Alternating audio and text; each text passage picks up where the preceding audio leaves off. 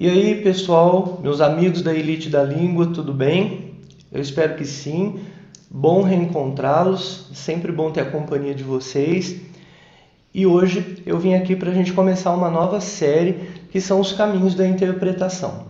Então, como se fala muito nessa dificuldade de leitura, as dificuldades de compreensão de texto, eu vou propor a vocês alguns caminhos, algumas alternativas, algumas saídas que podem ser viáveis para a gente desvendar os sentidos mais profundos do texto. Combinado? Para a gente realizar essa tarefa, eu estou propondo aqui a leitura de uma letra de música.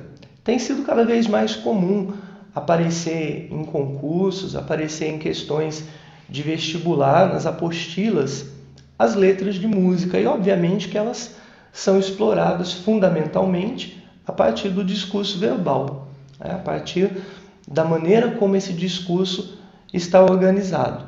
E aproveitando o ensejo, eu escolhi uma música que é uma forma também da Elite da Língua prestar uma homenagem a Marília Mendonça, que se tornou esse ícone da música popular brasileira e que foi uma perda recente, muito significativa.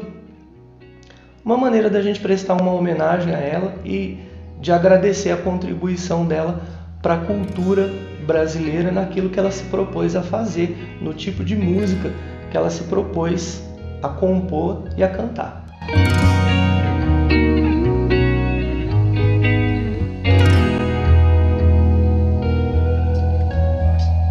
Qual é a técnica ou a estratégia que eu vou utilizar para fazer essa interpretação? Então, esse é o primeiro caminho que nessa série eu vou apontar para vocês.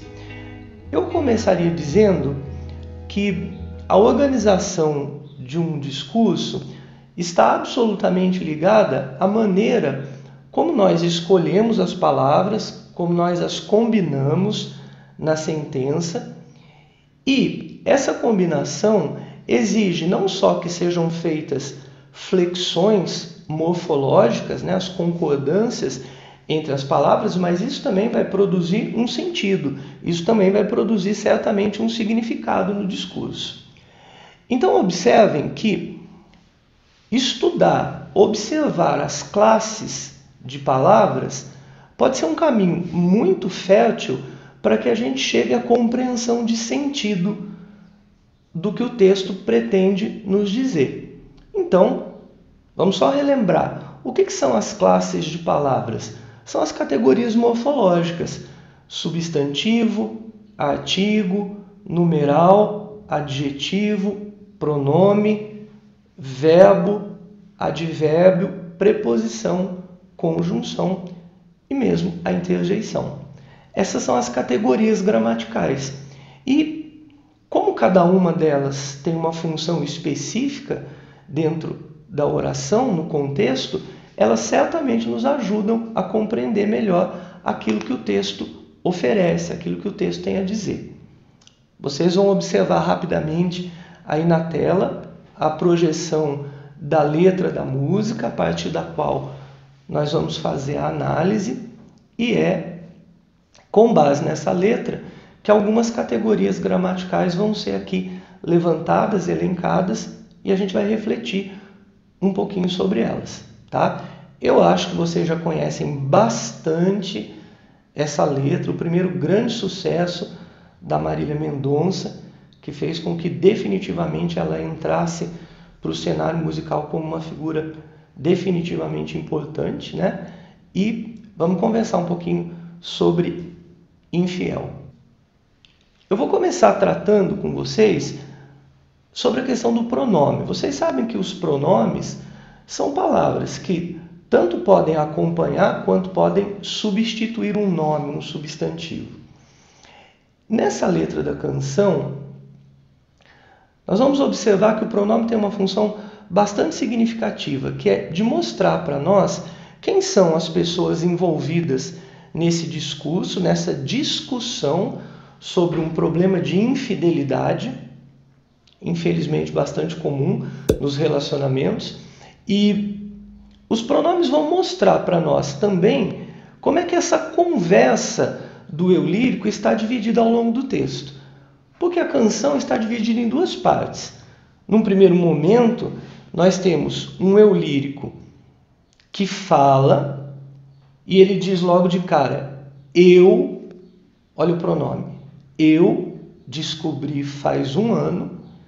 E esse eu lírico vai ter uma conversa justamente com a amante, que é a segunda pessoa do discurso, a pessoa com quem se fala. E ela diz, a amante, eu não quero te provocar. Prestem bastante atenção no te, que é um pronome oblíquo e que remete à segunda pessoa, a pessoa com quem se fala. E é interessante também pensar, em se tratando da letra de uma canção popular, na sequência, um pouco à frente no texto, ela vai dizer, você é a única opção. Ela mistura, na verdade, o te e o você, que é um pronome que se comporta como se fosse pronome de terceira pessoa, o você. Né? Essa mistura é muito comum na fala, é muito comum nas letras de música, nos discursos mais coloquiais. Essa conversa que a mulher traída vai ter com a amante se refere sobre uma terceira pessoa, de quem se fala. E o texto diz, hoje ele vai ficar. Quem é ele? Ele é o homem, é o objeto de disputa. Então vocês vejam como é que o pronome delineia claramente quem fala, eu, a mulher traída, com quem se fala, a amante, com quem ela foi ter uma conversa cara a cara, definitiva, e sobre quem falarão? Sobre o homem, que durante algum tempo foi objeto de disputa, é o objeto de desejo das duas mulheres. Num segundo momento do texto, esses papéis que envolvem a interlocução estão modificados e os pronomes também atestarão isso. Num segundo momento, a mulher, que continua sendo o enunciador do discurso, diz, eu estou te expulsando do meu coração. Eu estou te expulsando do meu coração. Olha o pronome possessivo meu, de acordo com a primeira pessoa, eu. Só que agora ela está falando com o homem. E ela diz, estou te expulsando. E lá na frente, na sequência do texto, profetiza, você não vai mudar. E agora, essa mulher fala com o homem a respeito da amante, da mulher, que é a terceira nessa história. E ela diz, agora ela vai fazer o meu papel. Vocês observaram como é que os papéis se inverteram, como é que os papéis se modificaram um pouquinho. Quem é a primeira pessoa não mudou, mas a segunda e a terceira pessoa se modificaram. Tá? Bom, tendo passado vistas aí sobre o pronome, falemos um pouquinho a respeito de uma outra categoria, o substantivo. É muito interessante como a compositora escolheu os substantivos que compõem a ideia fundamental do texto. Nós sabemos que os substantivos referem-se a uma classe gramatical que nomeia os seres. Então, existe o ser e cada ser tem um nome, chama alguma coisa. Então, a substância recebe um nome. O que é a substância? É o ser, é a essência. E cada ser precisa ser chamado de alguma coisa, deve ser chamado de alguma coisa. A palavra que nós utilizamos para chamar as coisas é o substantivo. Menino, dinheiro, mesa, amor, traição, infidelidade. Vejam como o substantivo é uma categoria gramatical importante, porque se ele nomeia os seres, se ele nomeia as substâncias, se ele constitui a essência das coisas, ele vai apresentar para nós, leitores, as palavras que indicam o campo temático do texto. E é isso que a gente vai buscar em Infiel. Eu separei para vocês, e aí na tela vocês podem acompanhar de maneira mais clara, alguns substantivos fundamentais. Eu coloquei como centro desses substantivos o coração, porque afinal de contas, toda a história do texto e todo o enredo dessa conversa gira em torno de uma situação sentimental. E junto com esse substantivo coração vão aparecer alguns que têm muito a dizer. Farsa, traidor, traição e culpa. Notem que a ideia de farsa, de traidor, de traição, de culpa, tudo isso está dentro do mesmo campo semântico e tem relação exatamente com a situação que desestabiliza a relação amorosa entre o eu lírico e o homem. Aliás, esse eu lírico, num dado momento, e aliás, desde o começo do texto, vai dizer: isso não é uma disputa. Na sequência, essa competição, e um pouco mais à frente, ela fala de prêmio, mostrando que as relações amorosas são, de certa forma, um jogo de sorte ou de azar. Vocês perceberam também como é que esse campo semântico faz todo sentido? Olha, disputa, competição e prêmio. Quem é o prêmio dessa disputa, dessa competição que se estabelece entre as duas mulheres? O homem. E, finalmente, eu destaquei outros dois substantivos, agora concretos, que são malas e motel, que caracterizam perfeitamente o espaço da traição. Motel remete à ideia da marginalidade, muitas vezes, daquela relação que não é doméstica, que não é a relação conjugal, mas que acontece fora do casamento, nos encontros às escondidas. E as malas que ela faz, colocando para fora da sua vida e da sua casa esse homem que a traiu. Então, notem como os substantivos também apontam e constroem sentidos importantes para a gente ir decifrando a canção, para a gente ir aprofundando a nossa leitura e o nosso entendimento do texto. Esses substantivos destacados vão mostrar para a gente uma relação amorosa que está num processo de desconstrução.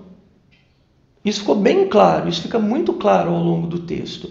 E, obviamente, que essa desconstituição está ligada à presença de um triângulo amoroso.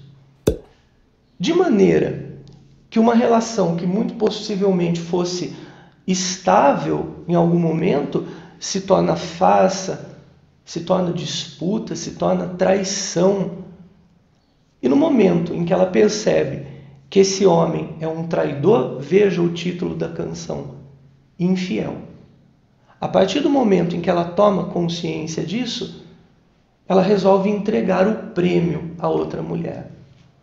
Porque, na verdade, esse homem, para ela, perdeu o sentido, né? Não há mais aquela relação que a aproximava.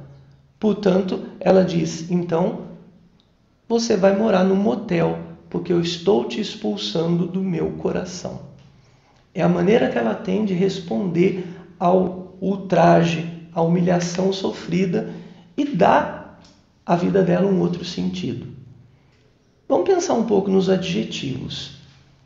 Os adjetivos são palavras que, dentro dos sintagmas nominais, que são aqueles em que não há verbo, funcionam como modificadores do substantivo. Observem que se eu disser homem, é uma coisa. Se eu disser homem fiel, é diferente. E se eu disser homem infiel, é mais diferente ainda. O adjetivo realmente modifica a substância, porque ele dá a ela um traço novo.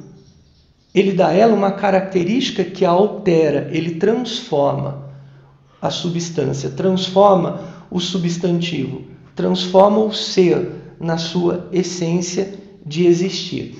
Então, nós não temos na canção tantos adjetivos. Aliás, isso é uma coisa relativamente curiosa.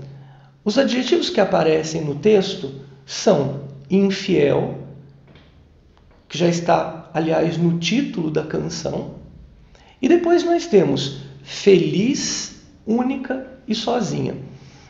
Eu queria chamar a atenção de vocês para o fato de que o único desses adjetivos que faz alusão ao homem é infiel. E isso é muito interessante, isso é muito significativo.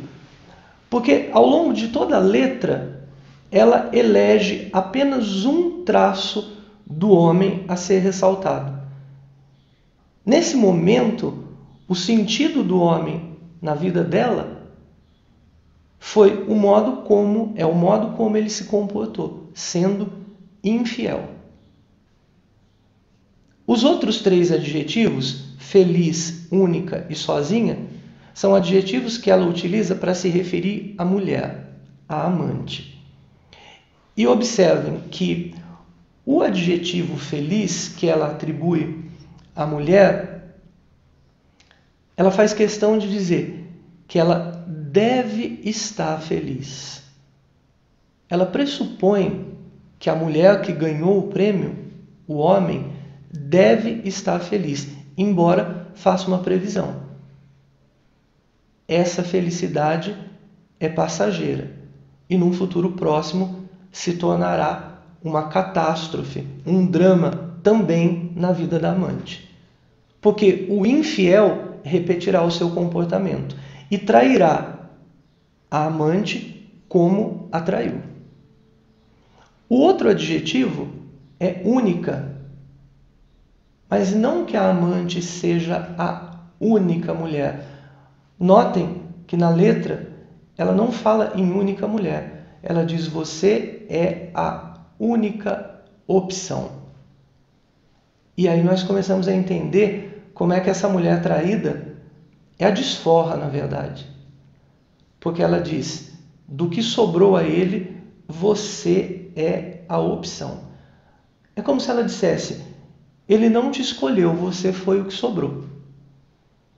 E ela vaticina, ela profetiza, dizendo que não vai demorar muito e essa outra mulher vai ficar sozinha. Então vocês notem que os adjetivos não são tão fatos, mas eles são muito significativos e emitem o juízo de valor desta mulher que fala relativamente às outras pessoas envolvidas nesse triângulo amoroso. E nós terminamos por uma outra categoria, que é o verbo. A palavra que mais sofre flexão na língua portuguesa. Os verbos podem indicar várias circunstâncias. E, em infiel, os verbos vão destacar ações e estados. Fundamentalmente, as ações de cada personagem que está envolvida nesse processo do triângulo amoroso e o estado emocional que caracteriza cada um ao longo de todo esse processo. Eu fiz um esqueminha aí que vai aparecer na tela e vai facilitar que vocês acompanhem um pouco esse raciocínio com os verbos destacados, indicando essas ações ou os estados emotivos. Vejam, a mulher, o homem no centro, como objeto da disputa e a amante. A mulher, logo no começo da canção, diz, eu descobri. Quanto ao homem, ela diz, ele vai ficar. E em relação à amante, ela se pronuncia, você é a única opção. Vamos seguir? O que faz a mulher diante da descoberta? Pus as malas lá fora. Olhem a ação dela como é assertiva. Diante disso, olhem a condição do homem expressa pelos verbos. Tá sem casa, sem rumo. Olha como é que ele ficou diante da situação. E a amante, o que está pensando? Ela usa um gerúndio aí que diz tudo. Achando que ganhou. Gente, vocês viram como as classes de palavras vão ajudando a gente a entender a essência do texto? Segue. O que a mulher traída está fazendo nesse momento para pôr um ponto final nessa indecisão? Tô procurando, tô te procurando. Ela está procurando o amante para uma conversa final, decisiva. O que mostra agora uma mulher traída que tem iniciativa, que está chamando para si o direito de decidir aquilo que estava mal resolvido. Enquanto ela decide, o homem, olha o que mostra o verbo, saiu chorando. Ela faz questão de deixar claro para a amante que, ao ser mandado embora, ele sente alguma coisa, senão não estaria chorando. E a amante, ela aconselha, aguenta, olha o verbo no imperativo, aguenta a barra sozinha. Quer dizer, agora é problema seu. E finalmente, a mulher diz, não perdi nada. Se é um jogo, olha o verbo perder, indicando a ação. Perder pode colocar o sujeito numa situação de vitimização, mas ela diz, eu não perdi. Ela passa da condição de vítima àquela que está tomando a decisão. Ela é sortuda, porque o prêmio que ela entrega a outra não vale nada. Então, ela diz ao homem, assuma as consequências. E diz à amante, se vira. Vocês viram como é que agora ela é imperativa? Ela é imperativa, ela que está dando as cartas. Se num determinado momento ela teve um papel subalterno na relação, nesse momento ela assume o poder de decisão. Os verbos no imperativo indicam isso. E ela termina dizendo, acabei de me livrar. Olha a locução verbal. Acabei de me livrar. Ao homem, como palavra final, ela diz, você não vai mudar. E a mulher, a palavra final dela é, vai cuidar de um traidor. Vai cuidar de um traidor, que é o prêmio que então, sendo traidor, infiel, ela oferece à amante. Ok? Então, olha, falamos um pouquinho dos pronomes para identificar quem são as pessoas envolvidas nessa enunciação. Falamos um pouquinho dos substantivos que apresentam para a gente as linhas temáticas do texto, os adjetivos, como é que esses agentes são categorizados e as ações verbais que cada sujeito envolvido pratica. Não acaba aí. No nosso próximo encontro, a parte 2, a gente vai avaliar um pouquinho mais dessa canção para concluir esse processo de interpretação com as classes de palavras. Combinado, pessoal? Eu deixo aí, como sempre, algumas indicações de bibliografia, de livros que eu considero absolutamente importantes, que nos dão dicas preciosas sobre esse processo de leitura e de interpretação, de que as pessoas se ressentem tanto, né? Há muita dificuldade com relação a tudo isso. E o objetivo aqui da nossa conversa, espero que tenha sido produtiva, é facilitar um pouco, propor a vocês alguns caminhos. Tá bom? Aquele recadinho de sempre. Se inscreve no canal, ativa o sininho para que você seja notificado das novidades que vêm por aí, tá bom? Deixa os seus comentários para que a gente saiba exatamente o que é que vocês estão esperando, de que maneira nós podemos melhorar o produto que oferecemos a vocês, tá bom? E a gente se vê em breve, fielmente, aqui no canal. Não vão ser como esse homem. Eu quero fidelidade entre nós. Beijo, até mais.